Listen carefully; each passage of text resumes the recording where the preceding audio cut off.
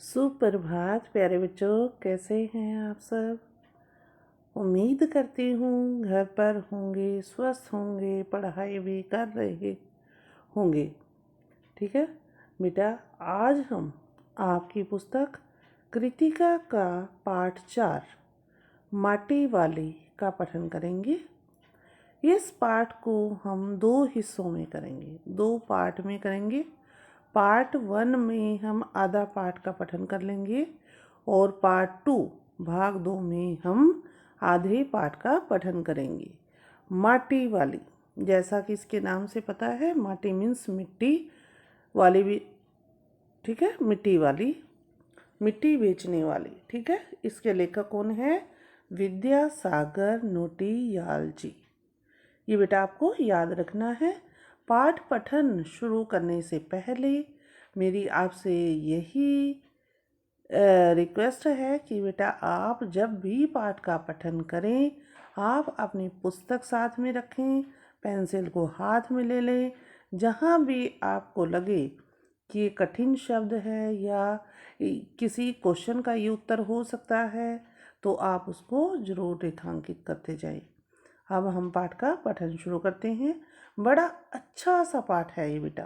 एक मिट्टी वाली के जीवन की इसमें कहानी दर्शाई गई है कि एक मिट्टी बेचने वाली किस तरह घर घर जाकर मिट्टी बेचती है और अपने घर का गुजारा करती है। जब उसका पति बीमार हो जाता है, वो जिस घर में जाती है वहाँ से उम्मीद रखती है कि उसको खाने के लिए कुछ मिल जाए, जिसमें से वह खुद भी खा लेती है और अपने बीमार पति के लिए भी घर पर लेकर आती है और उनका गुजारा चलता है।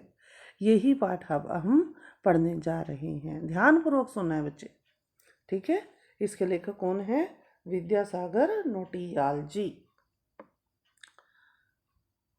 ये सुनिए।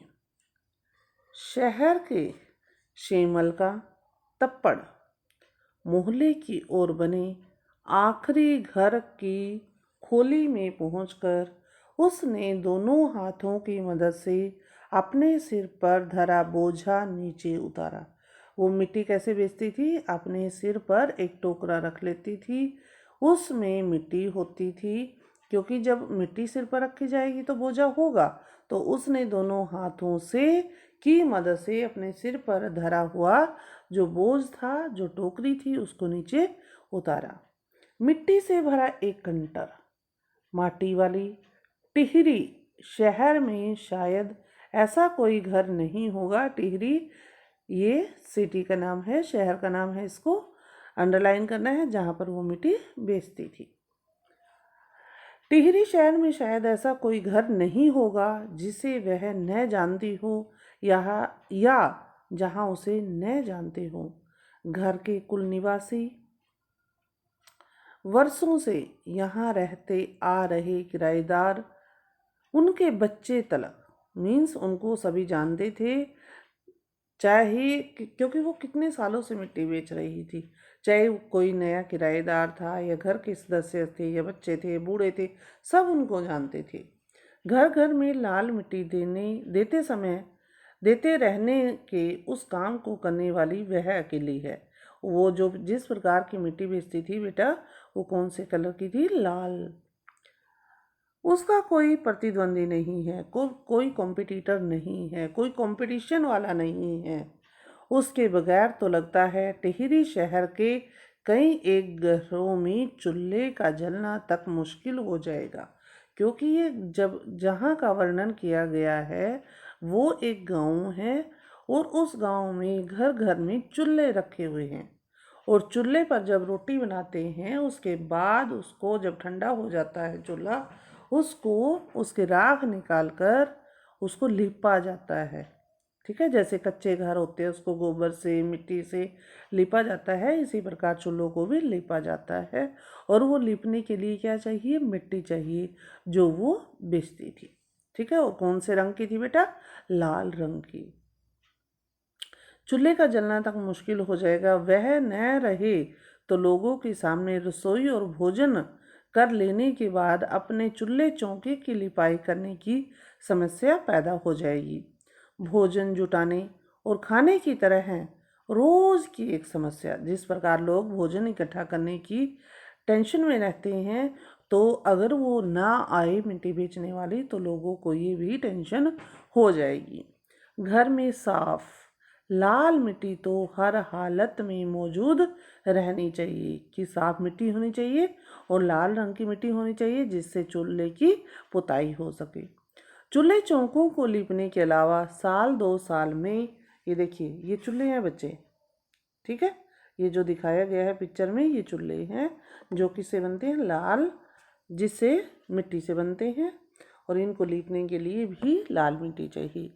लाल मिट्टी तो हर हालत में मौजूद होनी चाहिए। चूल्हे चौकों को लीपने के अलावा साल 2 साल में मकान के कमरों, दीवारों की गोबरी लिपाई करने के लिए भी लाल मिट्टी की ज़रूरत पड़ती है। जो कच्चे घर होते हैं उनकी दीवारों को लिपा जाता है। जिस प्रकार पक्के घरों पर वाइट वॉश की जाती है, कच्चे घरों की लिपाई और पोताई होती है। ठीक है बेटे, याद रखना है चीज़ें। शहर के अंदर कहीं माटा खान है नहीं। भागीरथी और भिलांगना, ये 2 नदियों के नाम हैं, भागीरथी और भिलांगना। 2 नदियों के तटों पर बसे हुए शहर की मिट्टी इस कदर रेतीली है, रेतीली मीन्स रेत वाली है, उससे चूल्हों की लिपाई का काम नहीं किया जा सकता। चूल्हे की लिपाई कौन सी मिट्टी से होती है बेटा? चिकनी मिट्टी से। और ये क्या बोला गया है कि जो ये 2 नदियां हैं, भागीरथी और भिलांगना, इनकी मिट्टी रेतीली है, जिसमें पुताई का काम नहीं हो सकता। ठीक है, आने वाले नए नए किराएदार भी एक बार अपने घर के आंगन में उसे देख लेते हैं तो अपने आप माटी वाली के ग्राहक बन जाते हैं। क्योंकि अगर कोई अच्छा सामान देगा तो हम उसके क्या बन जाते हैं? ग्राहक, उसे खरीदने वाले, कस्टमर। घर घर जाकर माटी बेचने वाले नाटे कद की, नाटा क्या होता है? छोटे कद की, जिसकी लंबाई ज़्यादा ना हो, एक हरिजन बुढ़िया माटी वाली। वो कौन सी कास्ट की है? हरिजन की। और उसका रंग छोटा है और वो क्या है? बुढ़िया है। शहरवासी, जो शहर में रहने वाले हैं, सिर्फ माटी वाली को नहीं, उसके कंटर को भी अच्छी तरह पहचानते हैं, जिसमें वो माटी लाद कर लाती थी। रही कपड़े को रद्दी, जो एक चुन्नी लगा लो या साड़ी लगा लो, ये कोई भी एक रद्दी कपड़ा को मोड़ कर बनाए गए एक गोल डिल्ले के ऊपर, जब कोई हमें, जैसे आप पिक्चर में देखते हैं, टीवी में देखते हैं, या जो बच्चा ग्रामीण परिवेश से संबंधित है उसको पता होगा कि जब हम सिर के ऊपर कुछ पात्र रखते हैं, चाहे वो मटका है या टोकरी है या जो भी है, उसको हम पहले क्या करते हैं, रखने से पहले, कि एक जो रद्दी कपड़ा होता है उसका गोल गोल राउंड में कुछ बनाते हैं हाथ पर लपेट कर, तो फिर वो सिर पे रखते हैं। सिर पर रखने के बाद वो, चाहे वो मिट्टी का घड़ा है या मिट्टी की टोकरी है या कुछ भी है, तो हम उसके ऊपर वो रखते हैं। ठीक है, जिससे बैलेंस बना रहे। आगे देखिए, यही बताया कि रद्दी कपड़े को मोड़कर बनाए गए गोल ढीले के ऊपर लाल चिकनी मिट्टी से छुलबुल भरा कनस्तर टिका रहता है। वो किस में मिट्टी बेचती है? कनस्तर में, जो सिर के ऊपर रखती है। उसके ऊपर किसी ने कभी कोई ढक्कन लगा हुआ नहीं देखा। अपने कंटर को इस्तेमाल में लाने से पहले वह उसके ऊपरी ढक्कन को काट कर निकाल फेंकती है, क्योंकि अगर ढक्कन लगा होगा तो उसमें कम मिट्टी आएगी, और अगर कोई ढक्कन खुला होता है तो उसमें ऊपर तक भी मिट्टी आ सकती है। तो वो क्या करती है कि जब कंटर मिट्टी बेचने के लिए लगाती है तो उसका ऊपर का जो ढक्कन होता है उसको फेंक देती है। ढक्कन के न रहने पर कंटर के अंदर मिट्टी भरने और फिर उसे खाली करने में आसानी होती है, क्योंकि नहीं तो उसको बार बार ढक्कन खोलना पड़ेगा। उसके कंटर को जमीन पर रखते रखते सामने के घर से 9-10 साल की एक छोटी लड़की कामिनी दौड़ती हुई वहां पहुंची और उसके सामने खड़ी हो गई। उस लड़की का नाम क्या है बच्चों? कामिनी। मेरी माँ ने कहा है जरा हमारे यहाँ भी आ जाना, क्योंकि बच्चों को ही भेजती है ना कि जाओ सब्जी वाले को बुला लो, मिट्टी वाले को बुला लो, कि मैं जब तक अपना चुन्नी वगैरह लेकर, ये जो भी उसको लेकर आना होता है, पैसे लेकर आती हूँ, तुम जरा उसको खड़ा कर लो, अभी आती हूँ। घर की मालकिन ने माटी वाले को अपने कंटर की माटी कच्चे आंगन के कोने में उड़ेल देने को कहा कि मेरे घर में जो वो कच्चा सा कोना है वहाँ पर जाकर ये माटी उड़ेल दो। तो बहुत भाग्यवान है, चाय के टाइम पर आई है हमारे घर। तो वो क्या बोलती है मालकिन कि तू बड़ी किस्मत वाली है, क्योंकि अब चाय का टाइम हो गया है, चाय का समय हो गया है और तुम हमारे घर आई हो। भाग्यवान आए खाते वक्त, कि जो किस्मत वाले होते हैं ना वही किसी के घर खाने के समय पहुंचते हैं। वह अपनी रसोई में गई और 2 रोटियां लेती आई। जो मालकिन थी वो अपनी रसोई में गई है, जैसे चाय के लिए उसने बोला है, तो वो वहाँ से 2 रोटी लेकर आ गई। रोटियां उसे सौंप कर वह फिर अपनी रसोई में घुस गई। उसने उसको 2 रोटियां दे दी और फिर वो वहाँ पर चली गई, रसोई में दोबारा से आ गई, क्योंकि उसको क्या लेकर आना था बच्चे? चाय। ये देखिए बच्चों, ये चूल्हा है, इस प्रकार का चूल्हा होता है। इसको लीपने के लिए, लिपाई पुताई के लिए लाल मिट्टी की ज़रूरत होती है। ठीक है, अब आगे देखिए। माटी वाले के पास अपने अच्छे या बुरे भाग्य के बारे में ज़्यादा सोचने का वक्त नहीं था कि मेरे अच्छे दिन हैं या बुरे हैं। घर की मालकिन के अंदर जाते ही माटी वाली ने इधर उधर तेज निगाहें, निगाहें क्या होती हैं बच्चे? नज़र दौड़ाई। हाँ, इस वक्त वह अकेली थी, उसे कोई देख नहीं रहा था।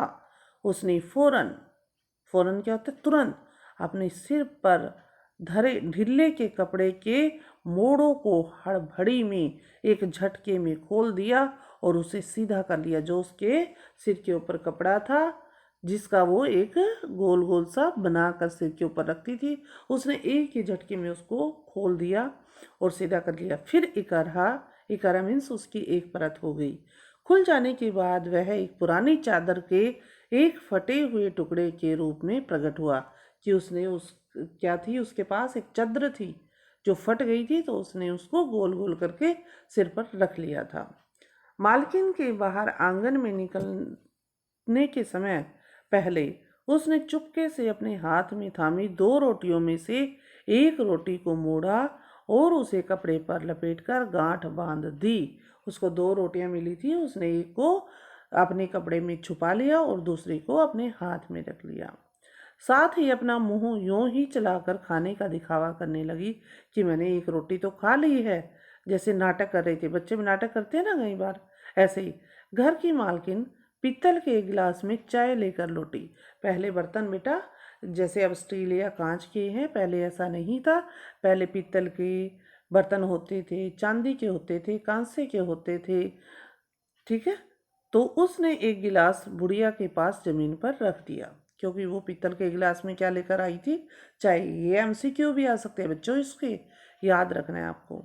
ले, सदा बासी सा कुछ है नहीं अभी। उसने क्या बोला? चाय तो ले ले। फिर वो पूछती है क्या रात की या सुबह की कोई सब्जी बची हुई है? तो मालकिन ने कहा नहीं अभी। इसी चाय के साथ निकल जा, कि जो मैंने तेरे को चाय दी है इसी के साथ खा ले। माटी वाली ने खुले कपड़े के एक छोर से पूरी गोलाई में पकड़कर पीतल का वह गर्म गिलास हाथ में उठा लिया, क्योंकि पीतल का गिलास गर्म काफ़ी देर तक रहता है। तो माटी वाली ने क्या किया, जो उसने कपड़े पहने हुए थे उसी का एक छोर, एक किनारा उसने लिया और गिलास के चारों तरफ लगाया, कि जिससे वो गिलास गर्म ना लगे, और उन्होंने चाय पी ली। ठीक है, पीतल का वह गर्म गिलास हाथ में उठा लिया। अपने होठों से गिलास के किनारे को छुआने से पहले शुरू शुरू में उसने उसके अंदर रखी गर्म चाय को ठंडा करने के लिए सू सू करके उस पर लंबे लंबे फूंके मारी, जैसे आप भी किसी दूध को, चाय को ठीक है, ठंडा करते हो तो आप क्या करते हो, उस पर पहले फूंक ही मारते हो ना बच्चे मुंह से। ऐसा ही माटी वाली ने किया। जो चाय गर्म थी उसको शू शू करके उसने फूंक मारी। तब रोटी के टुकड़ों को चबाते हुए धीरे धीरे चाय सुकड़ने लगी। सुकड़ने मीन्स शू शू करके उसको पीने लगी। चाय तो बहुत अच्छा साग हो जाती है ठकुराइन जी। जो वो मालकिन थी उस वो क्या थी, ठाकुर की पत्नी थी, तो उसको क्या बोलते हैं, ठाकुर पुल्लिंग है और ठकुराइन स्त्रीलिंग है। इस ठकुराइन को आपको ने अंडरलाइन करना है। तो उसने बोला कि गरीब आदमी के लिए तो चाय ही सब्जी बन जाती है, क्योंकि वो चाय के साथ भी रोटी खा लेते हैं। भूख तो अपने आप में एक साग होती है। जब भूख लगी हो ना बच्चे, तो सब कुछ कुछ भी मिल जाए तो इंसान उसको खा जाता है।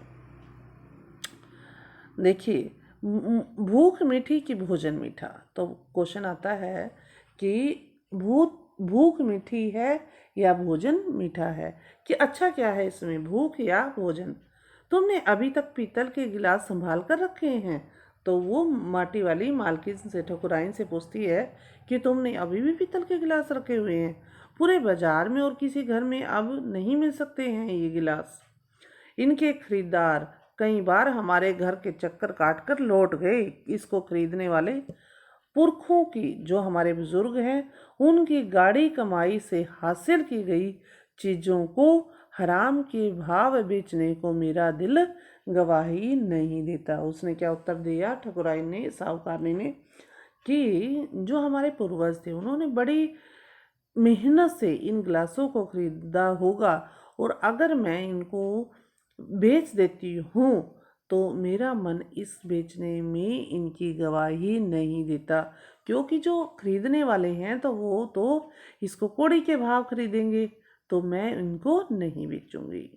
देखिए, बेचने को मेरा दिल गवाही नहीं देता। हमें क्या मालूम कैसी तंगी के दिनों में अपनी जीभ पर कोई स्वादिष्ट चटपटी चीज़ रखने के बजाय हम मन महसूस कर दो दो पैसे जमा करते हैं। ठीक है छात्रों, तो बेटा ये देखिए चाय का गिलास है और ये रोटियां हैं, सब्जी उसको मिली नहीं है।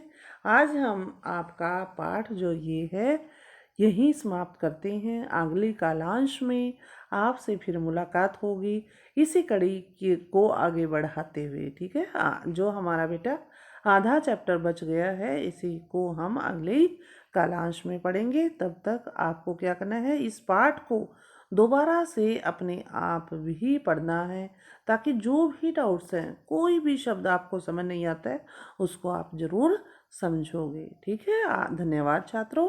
आप सब स्वस्थ रहें, मस्त रहें, अपना ध्यान रखिए और काम करते रहिए।